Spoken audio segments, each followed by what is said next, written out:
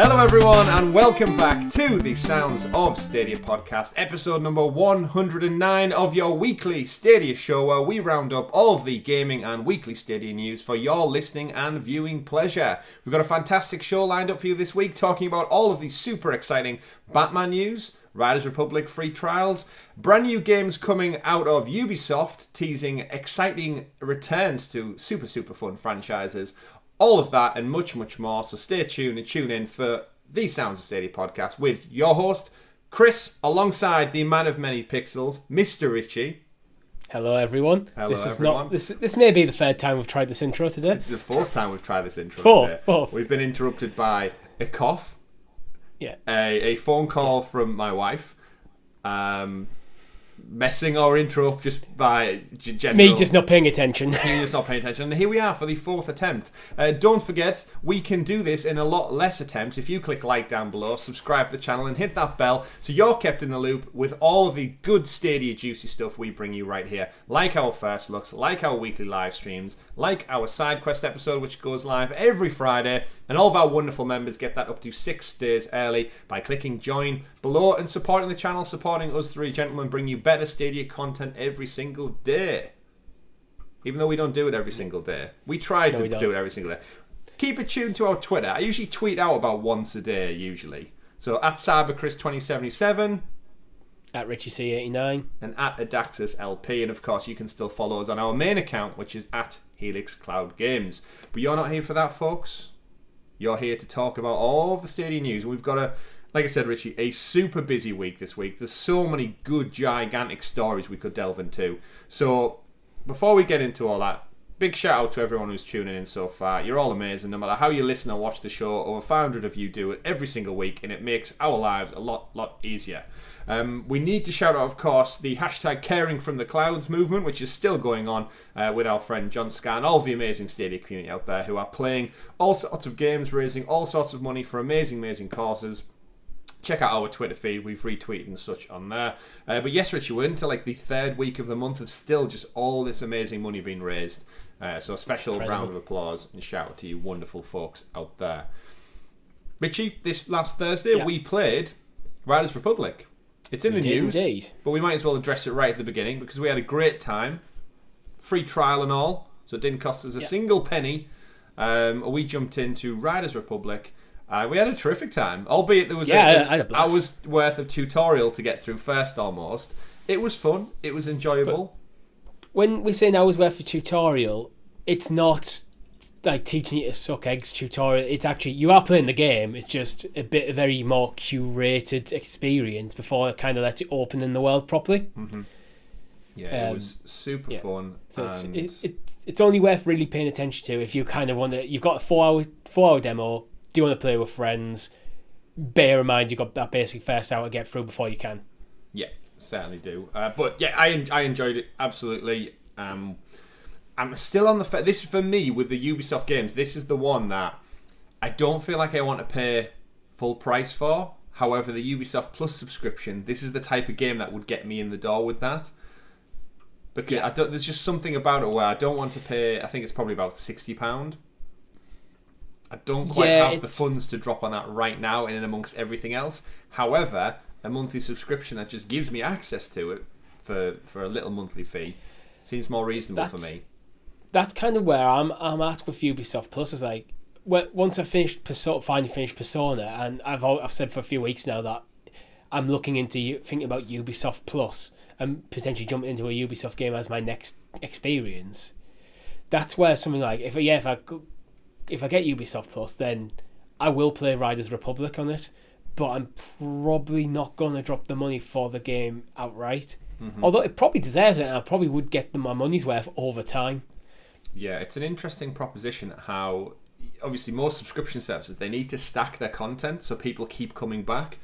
We've seen it with like the likes of Disney Plus, where once they came around to the year anniversary and everybody was due to resubscribe or due to cancel, they dropped the Star Fox, all that content got added, like a whole new slew of things to keep people coming back. And I think Ubisoft, now they've got Far Cry that's came out, then you've got Riders Republic, and then as we go into the new year, you've got Rainbow Six Extraction, and similar to last year, they had like Assassin's Creed, Immortals. Well, Assassin's Creed still getting supported, so you can keep that in the list. Well, we'll be talking about that in the show, certainly.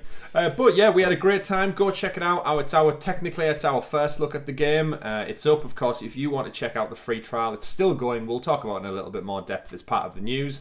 But we had a great time. Go enjoy it. Favourite one for me, the jet-powered wingsuit. I hated it. You and your it has inverted control. It has inverted controls, and I couldn't get used to the feel of it because my brain was telling me to do basically crashing to the ground all the time instead of pulling up. See, this is the weird thing. You say invert. I don't think they were inverted for me because what is the norm? What is the standard now? Inverted is not the standard, right? That's the old school way of doing it. Yeah, but for me, when I pressed up, I expected it to go up and it goes down. So we're there. So let me picture this. So when you push up on the stick, as in forward, away from your body, you expect it to go up. Yes. See, I expect it to go down. Like I'm flying a plane. I push. See, that's probably why you're okay with it, but it's like. So you're old school inverted then. No, that's not inverted. Pressing up to go up is not inverted. Pressing up to go down is inverted. Right. The best way I look at it is if you put a big stick in the back of my head. If you want me to look up, what do you do? You put it down, but you're not putting a stick in his head. Exactly. You're not playing in first person, you're playing in third person. Yeah, but still, that's I as the player with the controller. Either way, I did not like the controls of the wingsuit. Either way, some people would say inverted players. I hope they can be changed. I didn't have time during the stream to check see if they could be changed because we didn't have a time between rounds. So I think I've just learned something about you, Richie. I know you quite well. And I feel like you're now the demon spawned. I probably would get used to it over time, but we were in the middle of an event in game, and I just suddenly you're going down the bike and then you're off a cliff, and now you're in your wingsuit. So it's like, oh crap, wasn't expecting this. Okay. And I kept persistently crashing into the ground. And then you drove an ice cream truck off a cliff as well. That is true. I realised we kept calling it an ice cream truck when it was probably an ice cream cart. Yeah. Or like an additional basket. Either way, go check out all that crazy fun and feel free to unsubscribe. Now you know Richie plays with inverted controls, but that's your entire... doesn't. Chris does. No, I play with normal controls. Either way, we digress. Let us know in the comments. Richie, you've been chipping away at more Persona, no doubt? Yeah. Yes. Yeah. I've got... Yeah, pretty much. I've got one more palace to do. You've committed your life. I'm over 100 hours. I ticked over that a couple of days ago. I was like, ugh. Almost. I was trying to get it done in under 100, but I just don't think that game is possible under 100 hours. It just isn't. Just put it down and walk away. Well, I'm sure speedrunners have managed it, but normal people. And that's a very choice game for a speedrun, Persona. Yeah. That's a long commitment for a speedrun. Yes, I've dove more into Far Cry 6. There's something about it where I'm enjoying my time with it, but it's not quite landing as much as all the other Far Cry entries have. I don't know if I'm just at the wrong time in my life. I've just not got that edge for a game. Am I fancying more of a third-person game? But it's weird. I'm kind of clearing up the map. I'm doing all the odd bits and pieces and just...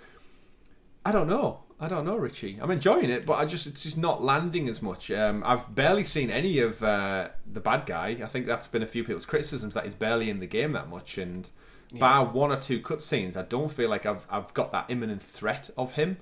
But either way, still more Far Cry. Still enjoying it, and I'll be finishing it at some point. Out of curiosity, I just looked up what the speedrun world record for Persona 5 is, and it's 15 hours. That's impressive, but how speedrun? Either way, but it's not like a game where like an open world game where you can use like glitches to kind of skip entire huge parts of the level. It's based on the calendar system, so you have to go through stuff. Maybe it's so I'm curious to see how that's been done. Alter the internal clock of their system to like skip ahead. I don't know. Either way, we digress.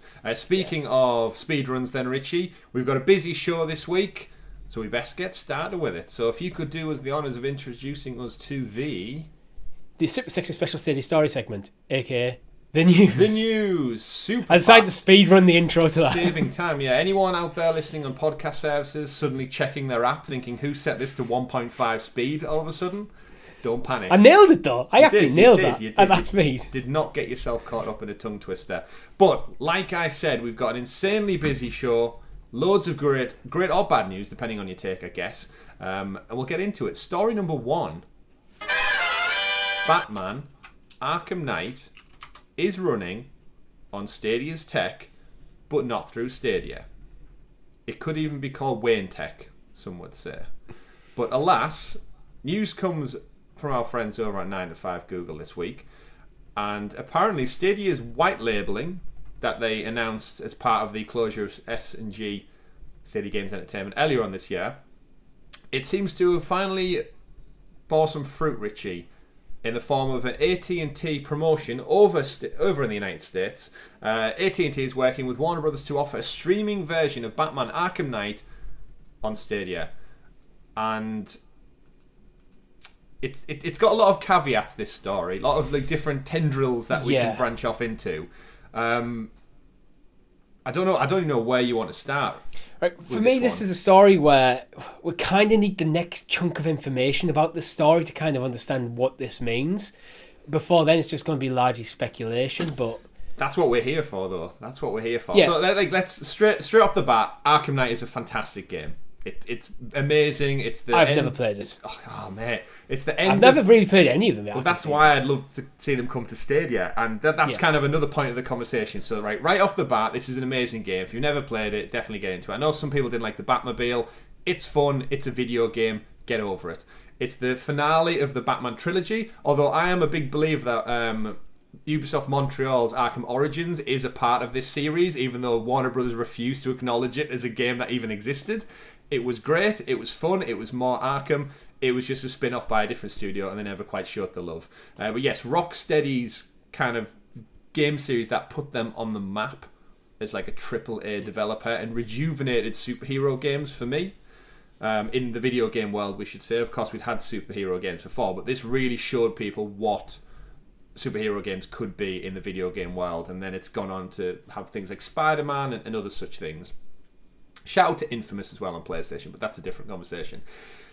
You can play this right now if you live in the United States and you're an AT&T customer in the cloud through a link. You just go to the website, there's a big icon that says play for free now.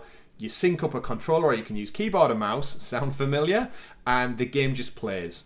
It runs gorgeous. I know our friend Jem, I know a couple of people stateside, I know F-Tendo through Stadia Source did a stream of it the other day. Boots up, plays beautifully. There's lots of graphics settings that you can tweak. But I guess the big crux of this all, Richie, is it's running on Stadia's tech and it's not on the Stadia platform. And this is where the kind of white labelling comes from. Yeah, this is the crux of where this could go for me. Two very drastically different routes in terms of how I would perceive this. The ideal for me is AT&T customers get this. We're going to get an announcement on Tuesday and the next blog that all the Arkham series is coming to Stadia, and that's the deal they've worked out. Like, yes, you can have the game, you can push it through our tech to your customers through a separate white labelled service as long as we can get the game, which for me I think is good for Stadia because it addresses a bit of the stigmatism around Stadia a bit, because then you get people using Stadia's tech without realising it and then find out later, oh, this is Stadia. Stadia works great for me. And while Stadia still gets the games. But if it doesn't come to Stadia, that's then a problem for Stadia in terms of the customer-focused element of it. And then it's really not a great look, to be honest. If the game is running on Stadia's tech, on Google servers, and it's not being offered to their customers directly. Yeah, I think I just echo everything you said there. That I'm hoping on Tuesday. They did delay this week's blog post on the Tuesday and said stay tuned for next week. And then we got this news heading into the weekend. The game clearly runs fantastic on the platform, and I completely agree with you there that when they've negotiated this deal, if it's running on the tech, there must be bare minimal work to get it to actually run through the Stadia platform instead.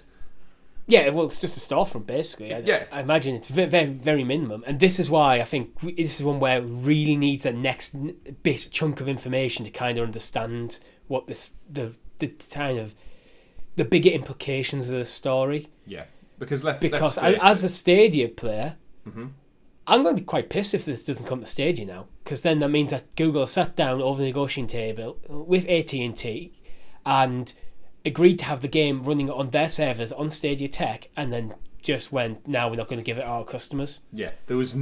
you cannot imagine anyone with any kind of competency in this in this games industry has gone and negotiated a deal where they're going to port the game to Stadia's tech, put it on just a random web link, and there's nowhere in that contract that says several days, weeks, months later it needs to come to the Stadia platform. It adds ammo to everyone out there who's kind of said Stadia, Google don't care about Stadia, they're just kind of just supporting it at the basic minimum that they can get away with. But for me, if they're going, you know what, we're allowing you to run this in white label through your own service, as long as we get on our platform, for me that should be an absolute non-negotiable. If I'm Google, if I'm Phil Harrison or whoever's on the table, that's a non-negotiable. Yes, you can have this, but it comes to us as well. Yeah, I would totally agree with that. If you're negotiating this, it has to be a must that, even if it's a timed window or something, if this game's been ported to the technology and it's such a seamless transition, I don't think it can be a time window. I think it has to be very, very soon after. That would still be a time window, albeit a tiny one. And we're talking within a week or two. We're not talking... You're not getting 6 months or something, because then in 6 months' time, everyone's moved... The narrative's moved on. Let's face it. And then the narrative is solidified in that, Arkham's not coming to Stadia. And this is, of course, an old game. It came out in 2015, I think, originally. I personally have been asking for this entire trilogy on Stadia since, I think, episode 1 or 2 of this podcast. Probably, yeah. 100 and something weeks ago, we all sat down, you and me and Tom, and said, like, what back catalogue games would we love to see ported to the platform? I was shouting about BioShock, but the Arkham trilogy was one of those things, and we've passed the 10th anniversary of Arkham Asylum now. I think Arkham City probably is imminent, if not now.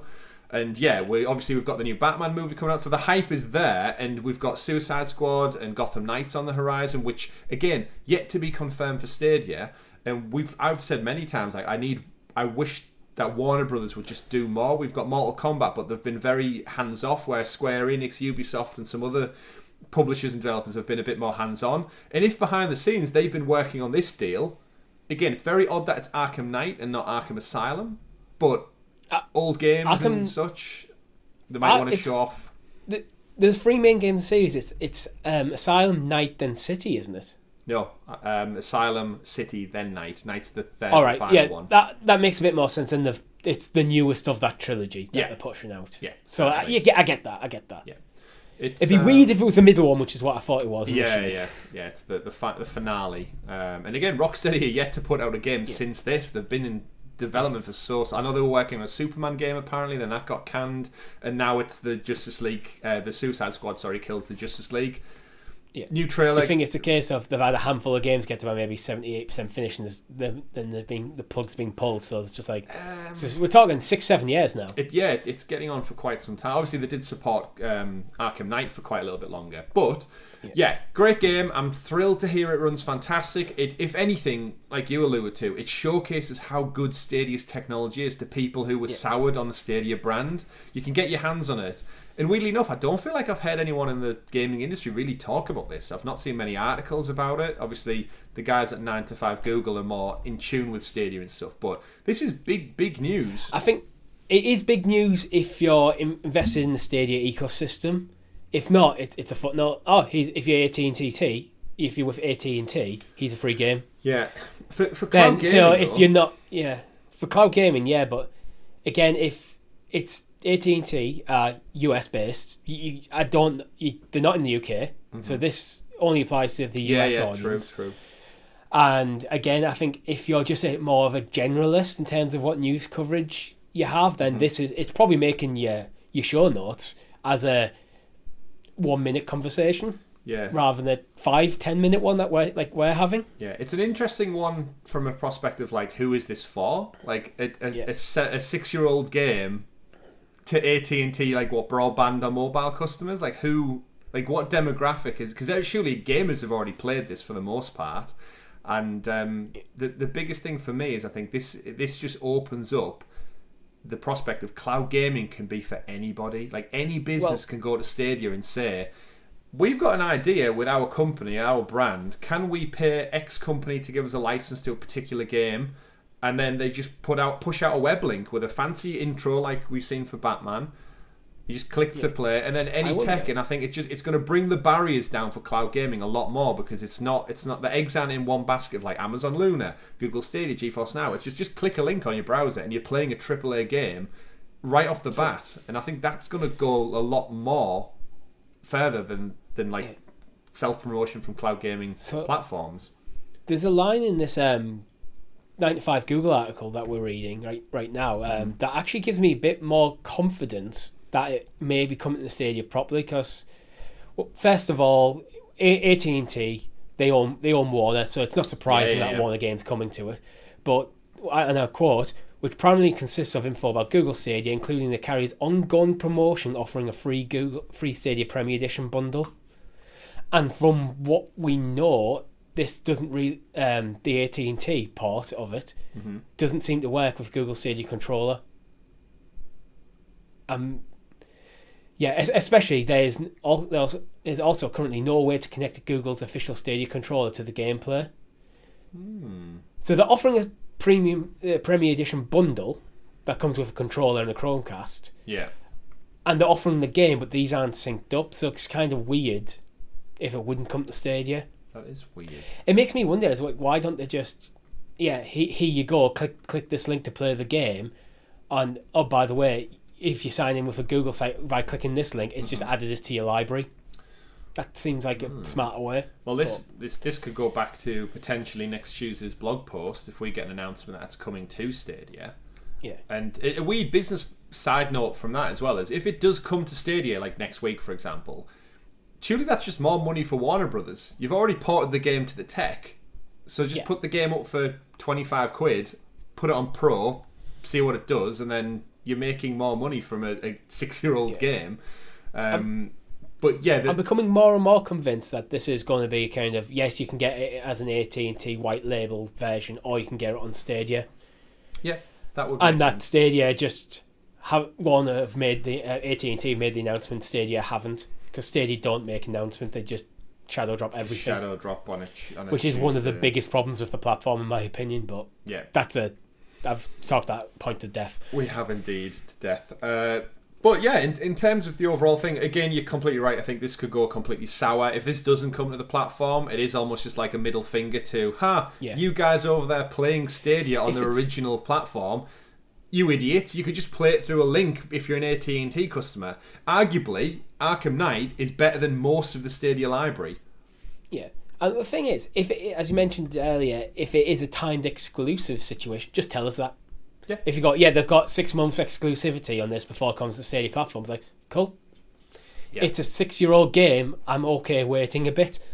Yeah. And aside from that as well, there was the Return to Arkham collection that was brought out on last gen as well, which had all 3 titles. Maybe that's how it's gone. Yeah, I'd with AT&T, you get Arkham Knight, but you can buy the Arkham collection on Stadia. Yep, that would be a nice. Arkham collection for Pro. That would be smart business, Richie. That would be smart business. We will get our Pro games on Tuesday as well. We should point that out. Or Tuesday, it's probably going to be Tuesday. It's Halloween. It's probably going to be Tuesday. The 31st on Sunday. It could be Thursday. Could be Thursday, but yeah, I think it'll be Tuesday, and we'll probably do some cheeky Pro announcements before the end of the show. But yeah, I'm trying to look at it from a good perspective that if there's other companies that want to bring their titles to the platform via white labeling, which I'd like to point out, I'd never heard of white labeling before this whole Stadia article thing kicked off. Oh, I have. The industry I work in, white label stuff quite common. Right, okay. It's like we do a lot of contract manufacture, so we'll make the stuff, then someone else will stick their label on it. Right, okay. Because I'd never heard of it. When everyone started touting all these articles about white labeling this, white labeling that, I'm sat there thinking, like, was this a thing? Is this a thing that happens? But yeah, I digress. If it comes, terrific. Should it come? I think so. If it doesn't, is it bad news? Yes, I certainly think it is. But alas, we should congratulate them, I guess, on the tech running on a seamless, fantastic port by the sounds of it. And I guess we'll wait, Richie, for Tuesday's news with bated back breath. It's a bat breath of thing. Bat breath of thing. It could be. Yeah, if you eat bats, but we won't go down that conversation. Second story of the week. We touched on it a little bit at the beginning, but Riders Republic has gotten a week-long trial period ahead of its official launch on October 28th. So later this week, in fact, if you want to play it. Anyone across all platforms, including Luna, Stadia, PC, and such, can jump in and enjoy 4 hours of Riders Republic for free.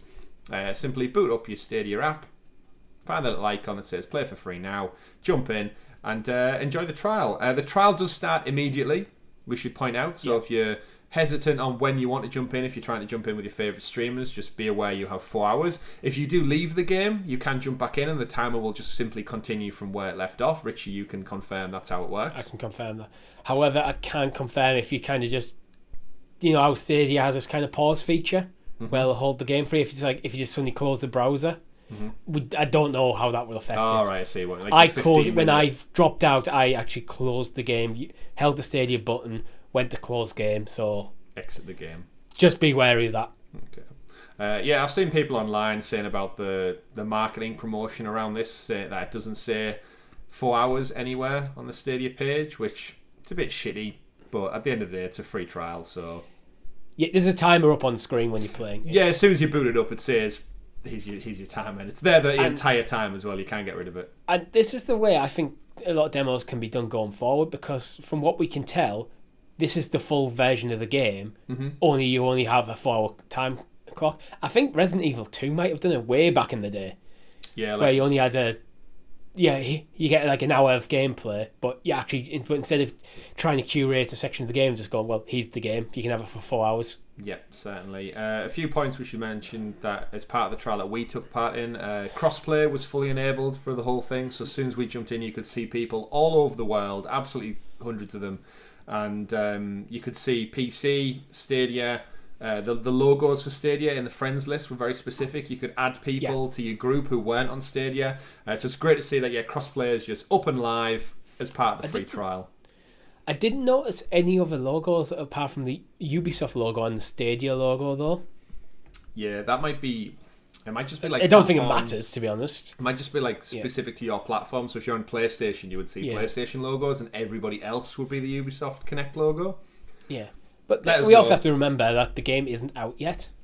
Yeah, certainly not. But we did take part in a mass race, which is like a big public event where a little kind of flare goes off and says, if you can get to this location, 32 of you can take part in like a live event right now. We all got there. We had a great time. You started on a BMX bike. You turned into a wingsuit. You went back to a BMX bike. Super fun. I had a great time in that one.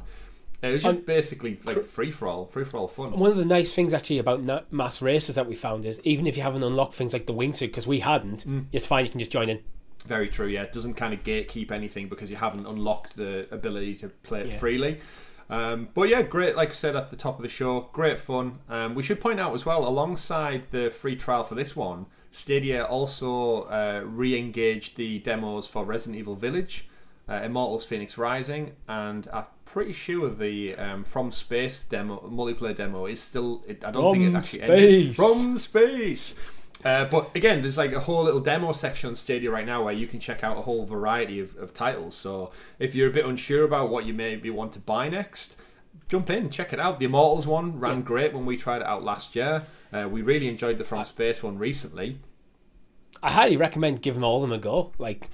There's not a bad one in that list. You've got 4 different games there, and they're all very different, and I've enjoyed every single one of them. Mm-hmm. And we've said it before. You've got nothing to lose. Yeah, we've said it before on the show that actually Stadia and cloud gaming in general lends itself to demos fantastically, because the reason I'm usually put off by demos on my PS5 and PS4 is that you have to download like the beta, and it's like a 20-30 gig download. It's really realistically, it's most of the game. If you wanted to play Riders Republic on your PS5, you got to download like a 28-30 gig actual download. I think that's how they'll probably do it. Rather than building a specific build of the game for a demo, they'll have the entire game, but then just put a patch onto it to whatever restrictions they want to put in place. Yeah. But it's just the time saved that, in theory, you could play all 4 demos, jump into them, close them back down within 2 minutes, 3 minutes tops. Whereas if I wanted to do that on a console or a PC, I would have to physically go in, download, wait for all games to download, and then which we're talking like potentially hundreds of gigabytes of data and time. And if you've got a slow connection, it might take you an hour to download the game before you get to play. Yeah, well, by then you're a quarter of the way through your Riders Republic trial. So, cloud gaming has its perks, as we've said many times on this show. But go check it out. You've got a few days left. It is a week-long trial, so at the time of recording, you've got until Thursday this week, folks. So jump on that and see if you fancy playing the game or buying the game. Next story, Richie.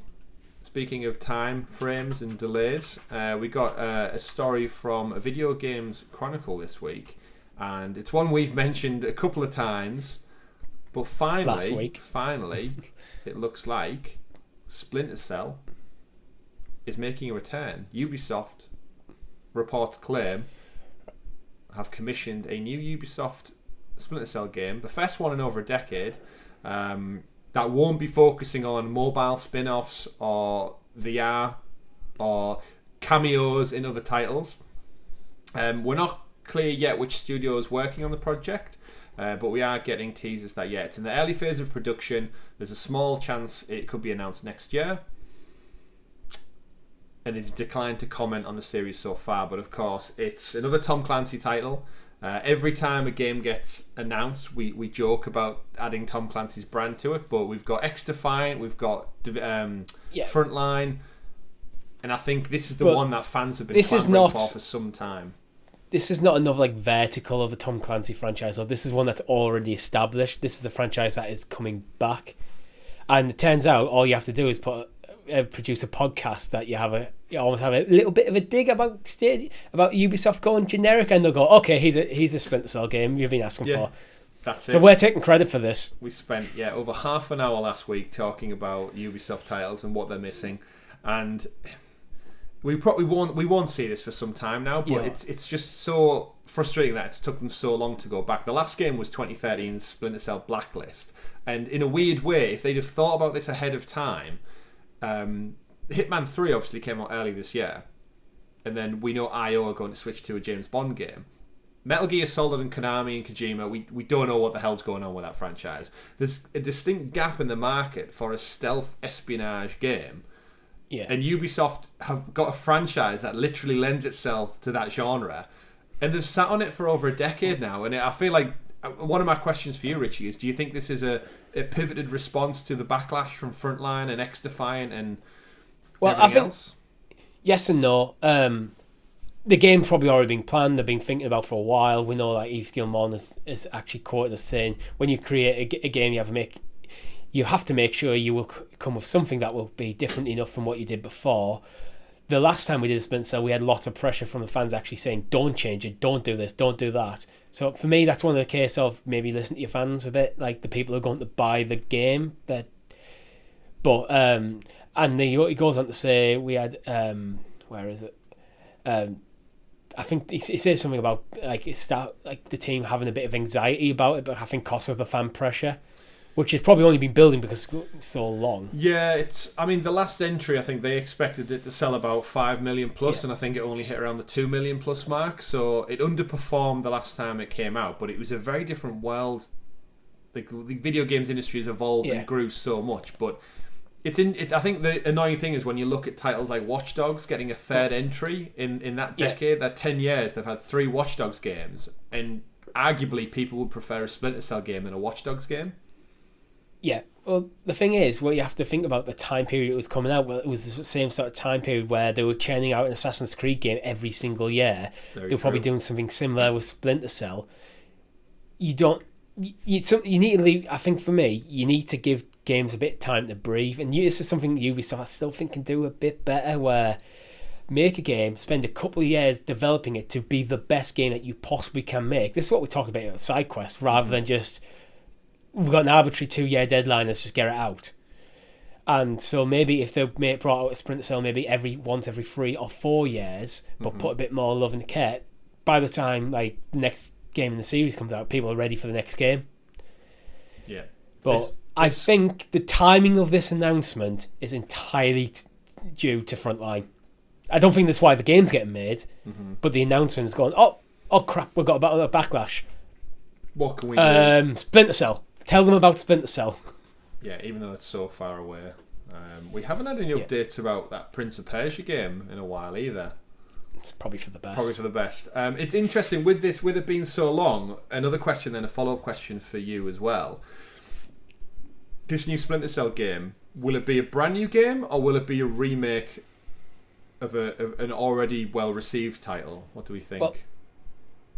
Well, I think it'll be a brand new game, but what I hope is this is a series reboot, almost similar to how they did with Assassin's Creed, where, well, you know what we're going to do? Everything that came before this still technically holds true. We're not going to delete anything from history, but you don't have to have played any of that stuff to kind of understand this world. This is going to be a new jumping on point for the series. Whatever new sort of modernizations of the gameplay elements that they do, that they decide this is going to be the Assassin's Creed Odyssey of Splinter Cell. That's what they should be aiming for. Okay, I'd get on board with that. What is your history? The Assassin's Creed Origin, sorry, Origin, not Odyssey. I knew what you meant. Yeah. What is your history with Splinter Cell? Out of interest. I played one of them on the PS2. I think it might have even been the original, and I really enjoyed it. But I was a lot younger, so I think I'd actually enjoy it more now. Now I'm a bit more mature. I can understand the themes and the concepts going on in the game. I can be a bit more patient with the gameplay. Like, I didn't know really what a stealth game was back then. It was just, this is an action game with a guy with cool headlights and he's a spy. Headlights, yeah. My take's exactly the same. As much as I'm a massive fan of Ubisoft, I like you said there, I don't know whether it was an age thing or... Yeah. I think I remember playing one around the 2010s. I don't know which version. I think it was at a friend's house on the 360. And I remember very much feeling like Hitman. I think I went into a guy's fancy house on like a Miami seafront or something, and I had to stealth around, switch off alarms, take out his security guards, and hunt him down. Very much like Hitman. And it was great, but you're totally right. I don't think I understood the themes or what exactly I was doing in the story. I was probably just playing the game because I was at a friend's house. And I think, a total reboot similar to Origins, I think, could go a long way with getting brand new people in, all these people bemoaning the game not existing for 10 years, and get like a perfect mix match of them both, because it's probably one of the more favoured Tom Clancy IPs.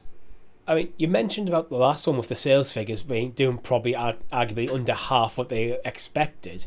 I don't think they need to worry about this at this time. This game's going to be hyped to hell, and it's not going to sell as well as they expect. But Ubisoft Plus mitigates this quite a lot, because there's a lot of people like, if Splinter Cell came out now for you, would you buy it? There's a lot of people might be going, I like the idea of it, but I'm not sure I'm willing to drop £60-70 on this game. Yeah. If you have Ubisoft Plus, I'm definitely jumping in.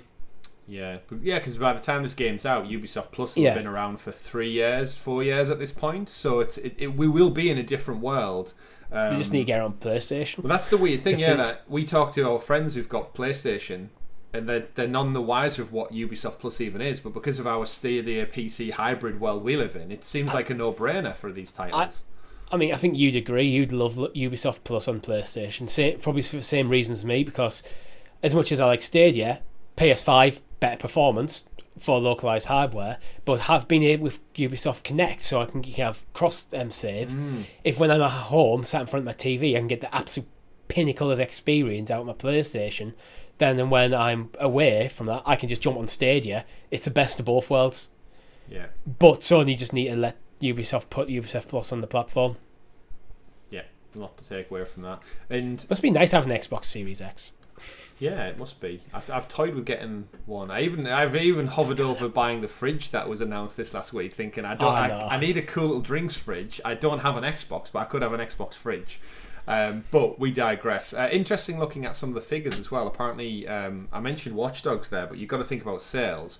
Apparently, Watch Dogs Legion sold 50% worse than Watch Dogs 2, which sold Watch Dogs 2 80% worse than Watch Dogs 1. So as far as like a franchise goes, you've got to imagine, I don't think we'll see any more Watch Dogs anytime soon. Yeah, I think with probably Watch Dogs 2 was probably hammered a bit by Watch Dogs 1, because Watch Dogs 1, I think, was it received with mixed reception? They all have been in some way, shape, or form. Two is my favourite of the lot. 3 is the most, like, Legion is the most beautiful of the lot. But collectively, as a franchise, like a trilogy, I don't think they're not on anyone's top 10 list. That's for sure. With Watch Dogs, it almost feels like 1 wasn't what people were expecting, so people didn't buy 2. Because people didn't buy 2, they reinvented it for free. Yeah, and, when potentially 2 is probably the best in the series. Yeah, and the market wasn't ripe for it. Yeah, Watch Dogs is the epitome of a Ubisoft game. Yeah. It is literally like, take generic character, a world full of collectibles, a half-assed story. It looks great, plays great, super fun. Nothing memorable about it that much, unfortunately. And I've got the platinum in all 3 games, so you can't tell me I haven't played them to completion. But we'll see. Time will tell, Richie. Splinter Cell, it's pretty much a shoe in that it's coming to Stadia. Ubisoft, if they're all still a thing. Ubisoft Plus in 3 years' time. I, for one, am just looking forward to see what the future holds for the franchise, because a single-player stealth espionage action game in akin to Metal Gear Solid or Hitman, it rings true for me much more than another generic Division, Wildlands, Frontline, X-Defiant title ever will. So, time will tell. Time will tell. We'll see those 3 lights, those 3 little LED lights ping.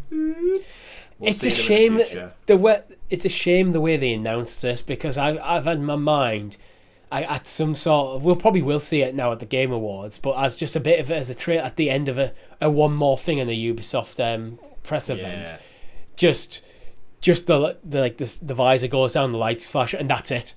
Yeah. Like that, just such a tease is like 20, 30, that amount of hype that would generate. That you could have a very mediocre Ubisoft. Is Ubisoft Connect the event? Yeah, Forward, sorry. Ubisoft Forward, yeah. You'd have a fairly mediocre Ubisoft Forward. You end with just like the visor going down, the 3 lights going. Yeah.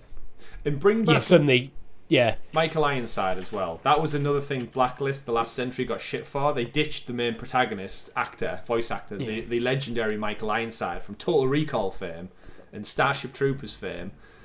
They got rid of him. Similar to when they replaced David Hayter as Snake with Kiefer Sutherland. It's like, why? Yeah. He's a voice actor. You can't see his face. It's like if you replace Kevin Conroy as Batman. You're making a bad move. I think it's usually probably money issues of that. You've got to imagine Keith Sutherland was more expensive than David Hayter, right? He's a famed actor. Don't know. You don't know what they're asking. We'll see. Yeah. Moving on, next story of the week, we got a couple of announcements drop. We got a stealth drop, Richie, for Child of Light, another Ubisoft title. It is available on Ubisoft Plus, with an absolute cracking price of £5.39, or if you're a pro member, £3.59. Richie, you've played. You're the one who's played this game before. You've also bought this game again. I have. Tell us about Child of Light. So first of all, I've in the past I've said like I don't really rebuy games and a game that's come to Stadia that I've played before, because why would I if I already have the game? I use my Google Play account to, rewards bonus to buy this, so I had the money, and so it's a bit of an impulse buy. Okay. But it's a very indie style game. It's a 2D what's the word? Metroidvania style. You get power-ups as you go, which lets you give access to new areas and stuff. It's got an interesting story, but it's got a turn-based battle system, right. So it's a bit more of an. It's similar to almost like a Metroidvania meets a JRPG, like a traditional JRPG. Okay, because I'm getting art style reminds me of Lost Words. And then gameplay, Metroidvania reminds me of like Monster Boy. Not the fighting, but just the way you're moving around in the world. Would you recommend this game to people then at £3.59? Probably less than $5 definitely. To our American friends out there? Definitely. Yeah, absolutely, yeah. If you watch the trailer, if you're interested in Metroidvania or JRPGs or interesting story stuff, I mean, IGN's rated this game as 9.3. Okay. Out of 10. That kind of gives you how well the game's received. So, and IGN is not really an outlier. So yeah, if it's the sort of game where if you look at the game and go, you know what, I don't like turn-based combat, I don't like 2D games, then yeah, it's not for you. But for the price point and the quality of game, it's absolutely worth it.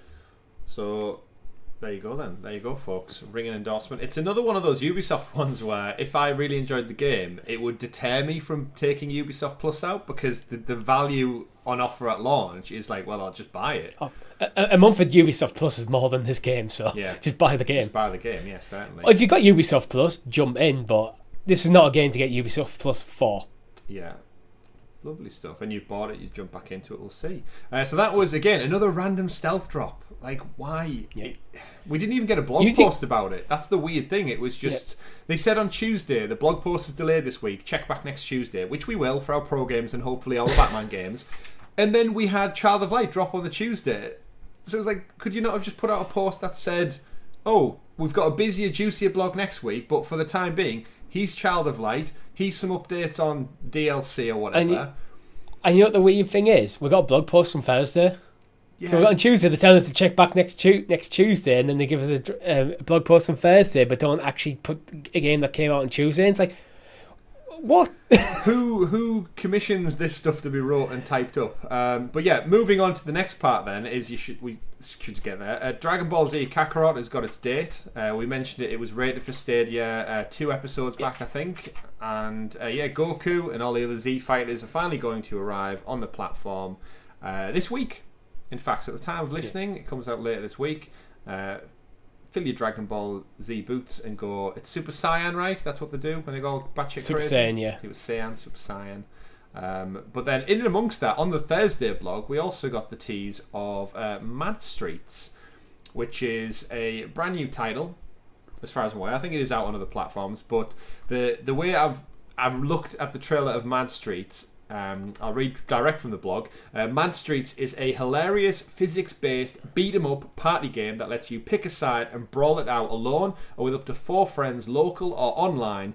Welcome to Gusford University, home of the toughest students in town. Will it be the jocks or the punks who run the town, or perhaps the privileged rich kids? Spoiler, it's not them. Choose your fighters to settle some scores in this unique-feeling physics party game. Essentially, Richie, it reminds me, if you took Gang Beasts, for those who haven't played Gang Beasts, where it's all physics-based, so everyone's body's wobbly and you kind of control their arms, and the bodies can get flung around and knocked out. That's really, really fun, Gang Beasts, if you've not checked that out. It comes with different modes: Mad Rush mode, random matches, rumble mode, one punch mode, which you can imagine what one punch mode does. Grab with your fist, use weapons, pick up items from the environment around you, and basically just beat each other up. Yeah. And I've just been having a quick Google. This doesn't seem to be out on Steam yet, so this could be a day and date release. It is on Xbox Live, I think. It's one of those little games, yeah. The trailer's from Xbox ID's YouTube channel, so it's either out imminently or not. Either way, thoughts on this one? My guess is it's going to drop at like 10 quid, $9.99. Can't be anything more, surely. It feels like it needs to be a pro game, to be honest. Ooh. Possibly, yeah. I don't think I'm buying this, but if it's pro, we'll probably jump into it on the Thursday night stream. Yeah, it's one of those titles that it looks fun to play, but it won't have my attention for maybe more than an hour at a time, if that. It's a sort of game where I will enjoy it, but I'd only play it because I'm a streamer. Oh, with friends. This is not a game that... I don't have any friends. Well, we know of that, but we've played party games. Like when we've had friends online before. We've played like Rocket League and Gang Beasts that is true. And such. So it'd be maybe one if that it was is fun true, enough. but it's like we've played Nidhogg for plenty of time, and that's just a simple daft couch co-op game. Yeah, this is something I could see. Like if I was around your house and we had a few beers and go, let's play a game, and we just saw it in the PlayStation store. Like, let's give this a go. £4.59 or something. Yeah. There's like my pizza costs more than that. Let's just do it. Exactly. But I feel like it's one of them games. I think it's better served as being like a pro game or PlayStation Plus game or whatever. Yeah, it's one of those where loads of people will play it if it comes free with subscription. But I don't think anyone's going to go out of their way, unfortunately, to play or buy Mad Streets. It looks fun though. Like, to its credit, like I really enjoyed Gang Beasts, and the trailer does show off some crazy scenarios, backgrounds, and like I said, one punch mode sounds like it could be a very short particular round, but fun all the same. And I'm happy to see more couch co-op and a variety of titles coming to the platform. I'm more curious about Dragon Ball Z Kakarot though.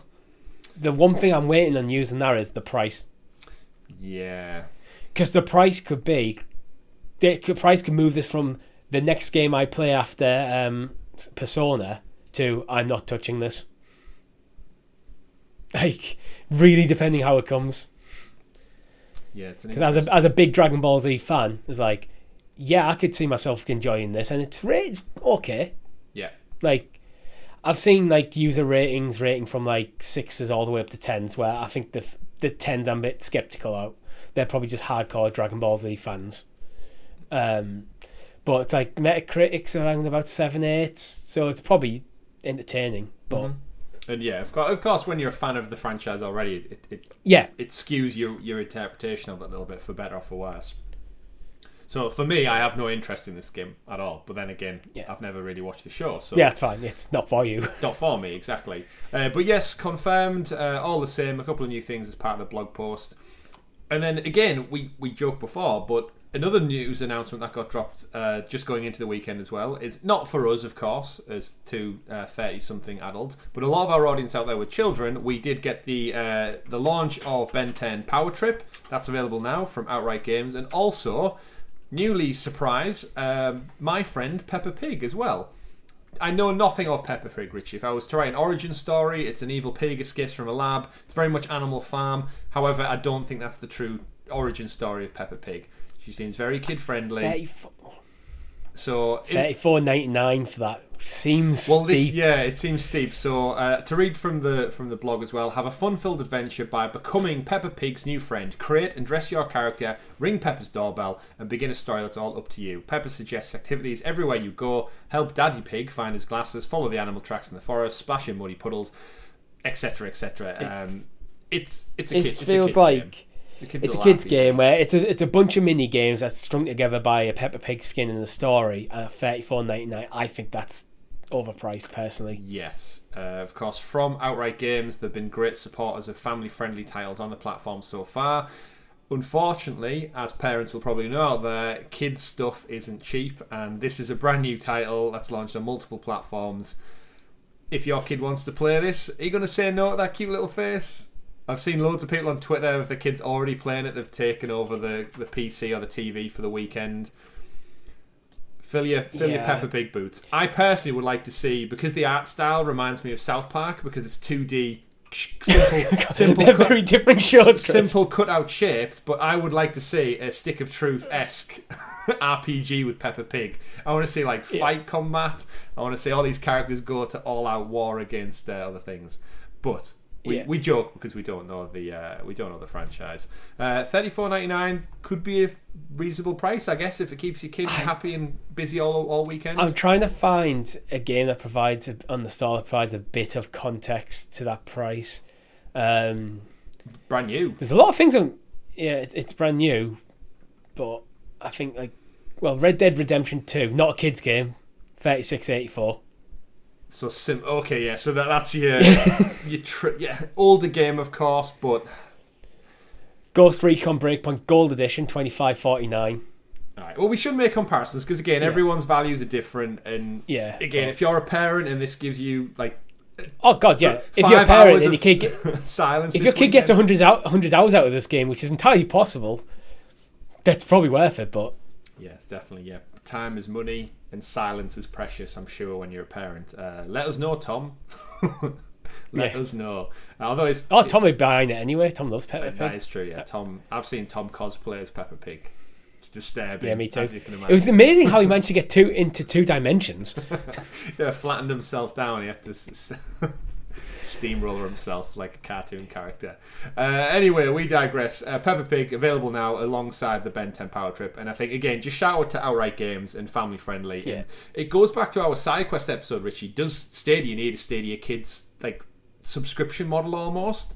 I think it'd be great. I really do. With more things like Outright Games stuff coming, like a Stadia Kids subscription that is maybe let's say $5.99 a month. Mm-hmm.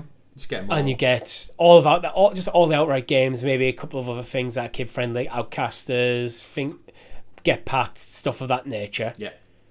I think parents it'd be such a good value proposition for parents. Especially parents that go, oh, you want to play a game? Here's my I pull out my tablet, press the Stadia button, there you go, have fun. Yeah. And well, of course, Luna have their family channel as well. Luna's still only available in the States, but when they announced that, and they've got the whole Couch Corp, the share link, they're making moves, and they're only still in beta technically. So I think going into year 3 of Stadia, year 3, ladies and gentlemen of Stadia, they need to make some tweaks and changes. And I think I've said before, I think many months ago, that I'd love to see the model for Pro change, because there's been a lot of conversation this week around games like Riders Republic that don't run at 4K 60 frames, and then people are starting to ask, all these games on the Stadia library, why the hell am I paying for 4K and 60 when I'm not getting that on nearly every game? It's a valid criticism where if you're not really bothered about the games coming to the platform, coming to Pro, apart from the odd one, and you're largely playing for 4K graphics with HDR 5.1 surround sound, if they're not coming to the enough games, then why are you paying the money? Yeah, and therefore Stadia are literally getting the sale this price. For me goes back to our conversations about quality control as well. Stadia offering 4K 60 with HDR as a premium service, yet games aren't coming. Yeah.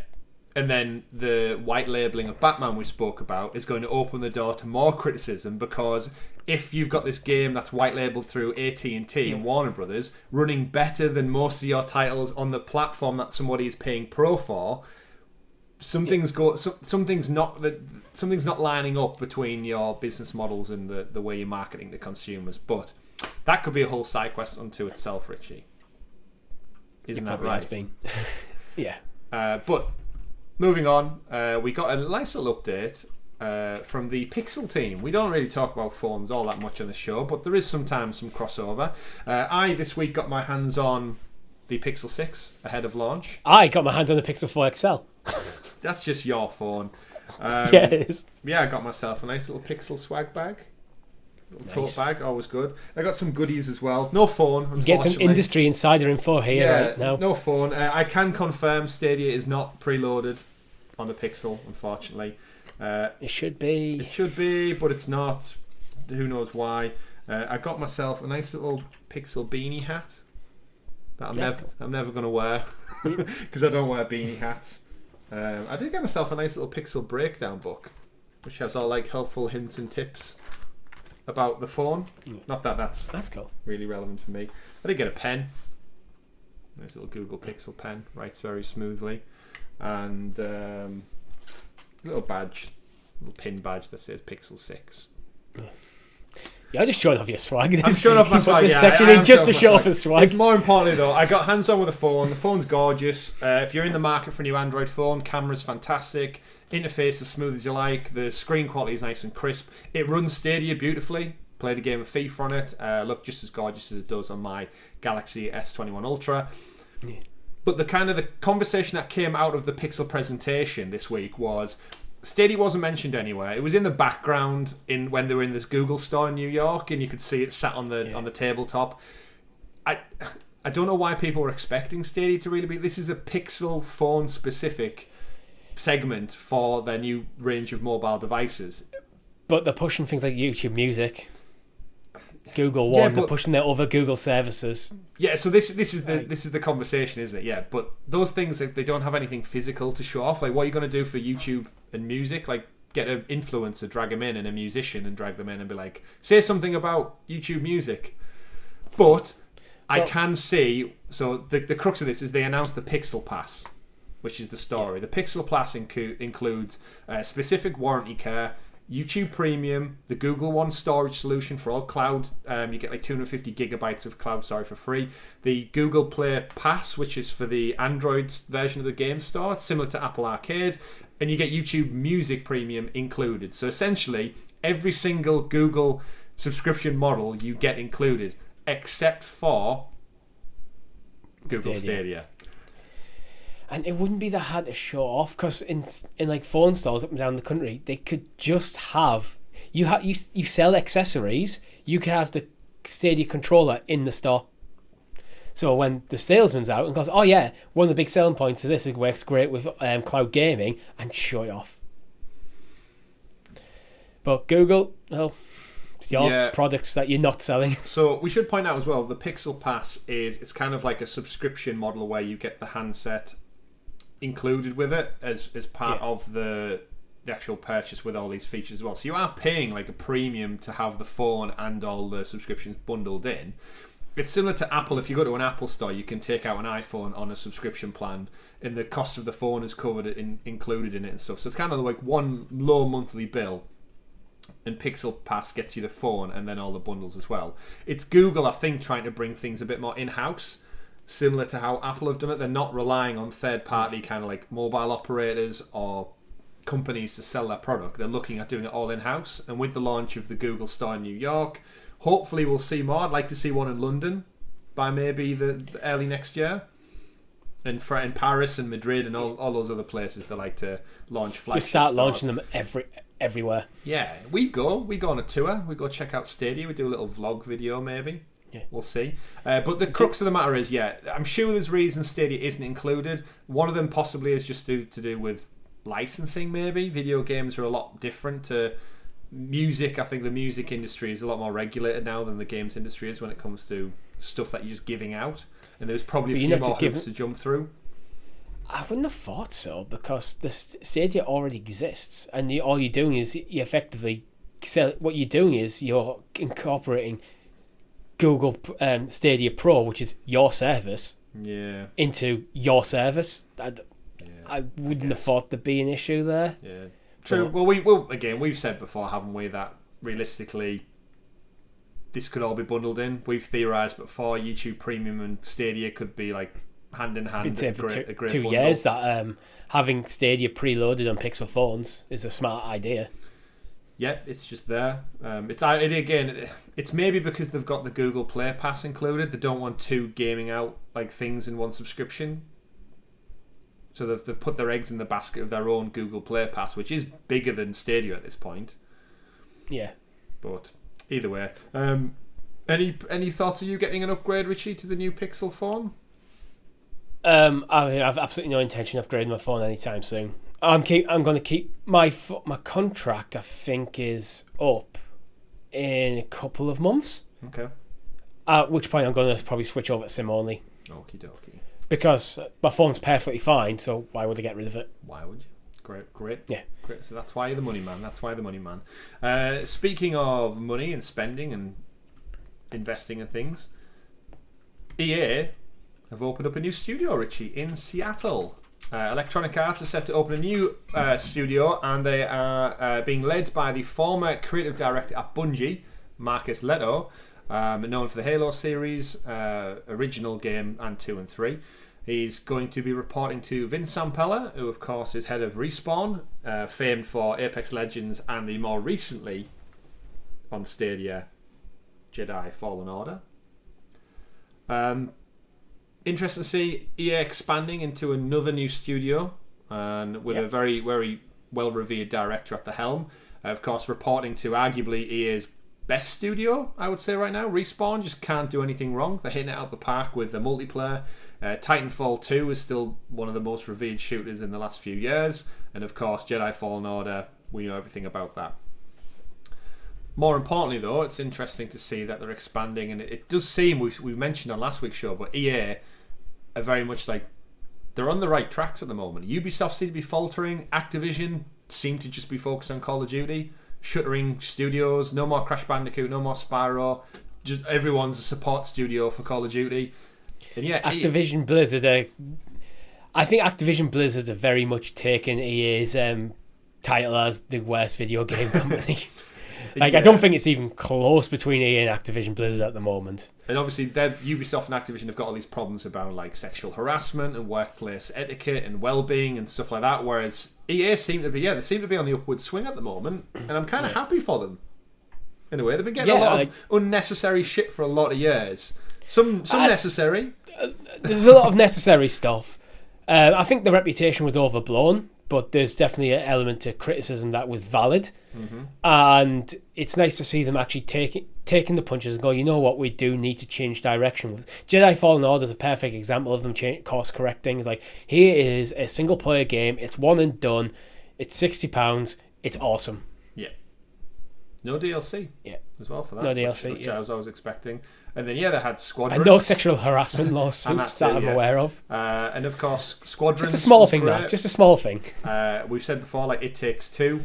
And their little, like, EA kind of artistic EA originals. Yeah, looks great. Looking forward to what they see. Of course, it'll be a few years. We don't know what specific projects they're working on, but it's nice to see them expanding. And again, Montreal just becoming a hotbed for video games right now. Apart from the fact that this is Seattle. Yeah, but Montreal's alright as well. Yeah. Oh yeah. Seattle is what I meant to say, of course. Yes. I would have liked to see them bring something over to the UK. We could really do with a win over here. We've got a lot of studios working on things over here too. We could do with more though. We could do with more, just so we can do some studio tours. Moving on, next story of the week, weird one from Square Enix. Of course, this year they are celebrating the 25th anniversary of Tomb Raider. We have many Tomb Raider games on Stadia. We've got the reboot trilogy. We've also got the Temple of Osiris and Guardian of Light games, which we've had a great time playing here on the channel. I'm waiting to see what the next entry in this reboot series will be, because I personally love the Tomb Raider series. And their YouTube channel put out an interesting video this last week of Tomb Raider Ascension, which it's an early footage look at what the 2013 reboot became. So they had a game, they had prototype stuff in development, essentially showing off that Lara Croft was going to go into a survival horror route with the reboot. So it ended up being the 2013 game, which is fantastic. We've played through the whole game right here on the channel, Richie, you, me and Tom. It makes sense, actually. Now you think there's an element of like the first of the Tomb Raider reboot where you fall down a pit and you're wading through like piles of corpses and stuff. That very much have a horror theme. If they were leaning towards survival horror at one point, it kind of makes sense how they went in that route. Yeah, I just think it's very odd that the company would come out and say like, oh look, here's a game that never came to be. Like, it's such a nice insight into the way video games are produced. But you're completely right. At the same time, you can almost see the assets that were pulled straight from this demo footage and put into the 2013 reboot, just with the mechanics and the exploration. And the biggest thing for me with survival horror is you're completely right. I think it could work with Tomb Raider. I really do. Tomb Raider's always leaned itself into like the occult sort supernatural of stuff. Kind of thing. Yeah. It could be. I mean, a Tomb Raider survival horror game could be a nice spin-off franchise. Yeah. Well, one of the DLC in the second one took place in Croft Manor, and she kind of has like hallucinations and stuff to do with like her mother and her father who've passed away, and she's trying to get into like the catacombs of Croft Manor. And it does very much have like a trippy supernatural like horror element to it, and it's a fantastic DLC if you've not played it. Of course, available right now on Stadia. But yeah, it'd be nice to see potentially like a spin-off franchise of this, or like, why are they putting really this heavy? Out? Are they teasing? Are they testing really heavily? I don't know. Maybe it's just because they just haven't released anything for a while. It's meant to be a 25th anniversary celebration year. So they probably just came and oh, here's some cool. I bet you someone's just stumbled across. Here's some cool assets. What? Let's release these. Like, they're never going to use these assets again. I think any concept that they've used from this has already been taken. Yeah, definitely. But yeah, I'd love to see a Tomb Raider survival horror game with like limited inventory, limited ammo, the whole survival horror quirks. With some crafting and stuff, salvaging, which is already present in Tomb Raider. Mm-hmm. But it's a shame we don't see more of this from the games industry, because like the behind the scenes assets and the way stuff's built is terrific. Yeah. Some of the creatures in this game, I love seeing the janky clear prototypes where it's like there's barely any animation in stuff. It's just like, yeah, this is how the game would play out, sort of thing. Yeah, you can almost see once you add the textures and the extra layers of character and the sound over the top of it, and you can almost see how the finished product would look. But yeah, as someone who's thoroughly enjoyed the reboot, it's interesting to see how in a different world and a different universe it could have been something completely different. So we shall see. I guess we'll have to wait with bated breath to see what is next in store for Tomb Raider. I hope they don't. Game Awards is coming up. Yeah, maybe. I hope they don't abandon the kind of reboot style, because I think it genuinely does work. Like the storytelling, the kind of the open world, but it's not like true open world. It's like kind of segmented areas of a map. It adds like a Metroidvania-esque nature to the title. It feels like one of the reasons why I think it's been so successful is it does feel like how the old Tomb Raider games would have liked to have been if the technology is right, rather than having it clearly split into distinct levels that are like the levels in Tomb Raider were reasonably open. Well, they weren't just a straight up linear corridor like Uncharted, especially Uncharted 1 and 2, 2 and 3. They're a bit more open. But with the reboot franchise, they kind of just stitch them all together. Yeah. So the whole world is open, but you are almost sometimes you are kind of going down a linear. It's a linear game that takes part in an open world. Yeah, it's very clever game design and mechanics, and it's enjoyable more than anything. Yeah. Speaking of enjoyable things, moving on, if you've enjoyed Assassin's Creed Valhalla, we know you're getting more. We know Ubisoft have confirmed that they're going to be bringing a second year's worth of content, and once again, more stuff has been data mined and leaked.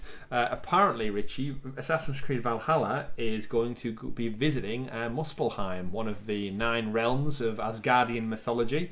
And for those who've played God of War will remember Muspelheim was the challenge portion of God of War, where you went to the lava planet, essentially, like Mustafar from Star Wars, and you fought kind of like just waves and waves of monsters. It's the thing you went to once you completed the story to get the platinum trophy. Yeah, of course. But in terms of Muspelheim itself, it's usually part of me thinks it's Surtur from Ragnarok, the big fire guy with the sword who destroys Asgard. I feel like that's where he's from. Just off the top of my head, I could be totally making that up. Yeah, actually, I think it is Muspelheim. That seems like it would fit. Big lava planet, big lava monster guy. Seems like a fair fit. It's Thor in the cage. Oh no! That'd be great. That'd be a good Easter egg if you just saw like someone dressed as like Thor just in a cage in Muspelheim. And reading from just one of the serial leakers over on the internet, Jonathan with a zero in his name. Of course, we know the second year post-launch content is coming, and there's some images of a fiery door to Muspelheim that's been leaked. Data mining code would suggest the third expansion is going to be named Dawn of Ragnarok, and will be set in the dwarven realm of Svartalfheim.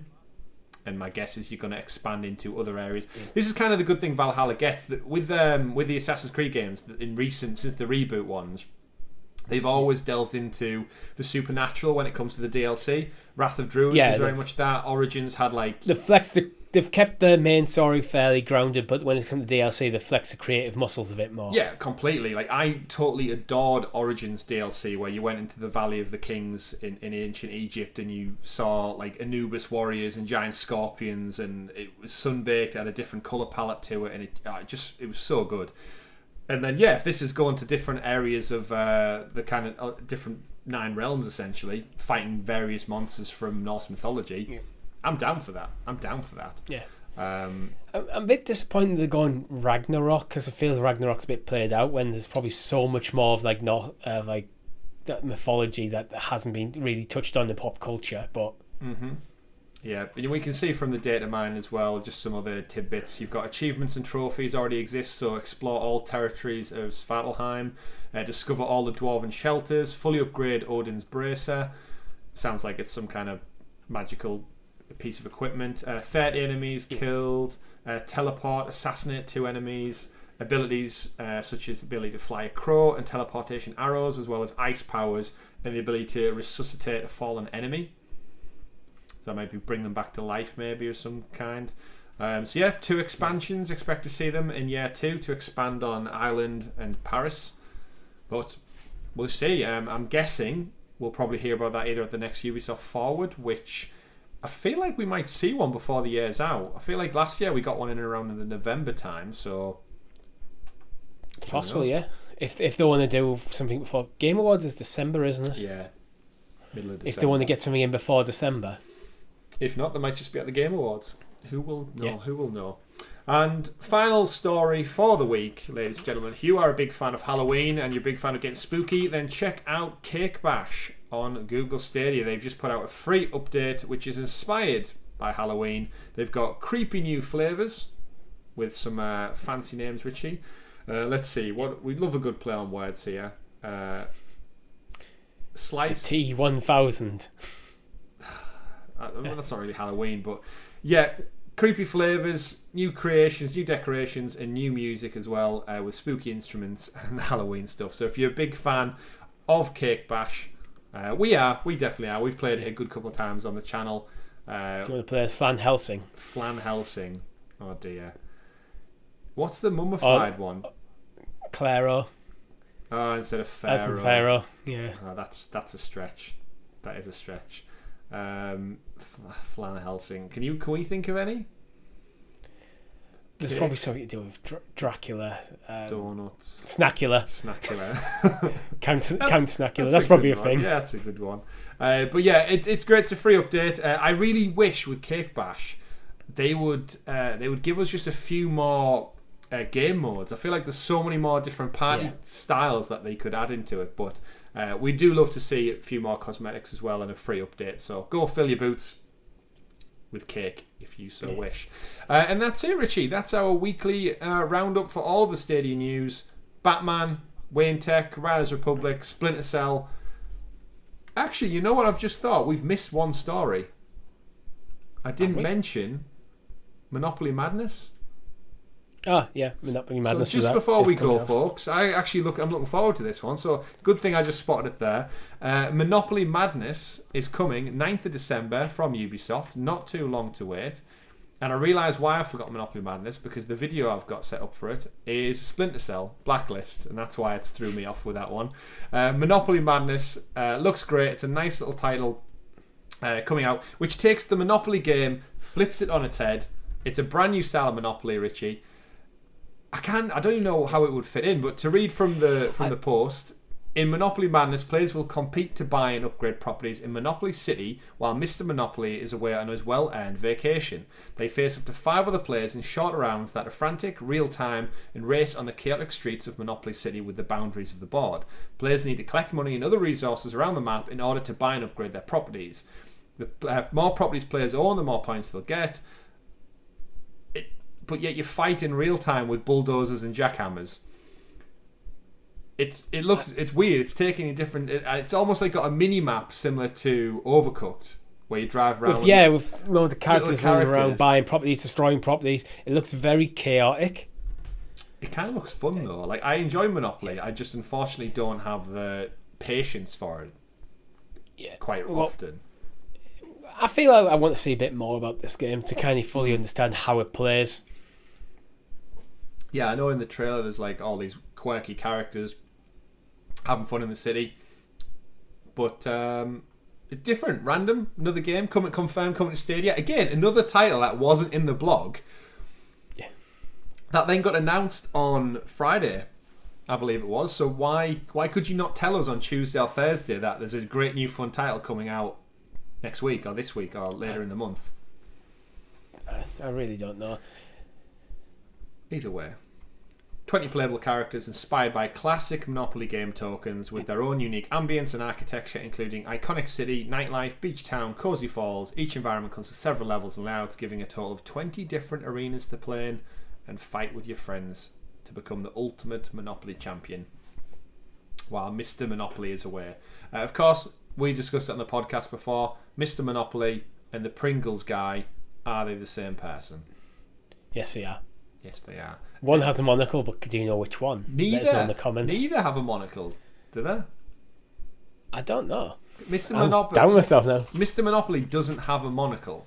Like, that's like. And neither does a Pringles guy, actually. So where have you got that from? I don't know. It doesn't. It's matter. one of those Mandela effects that I think a lot of people think of.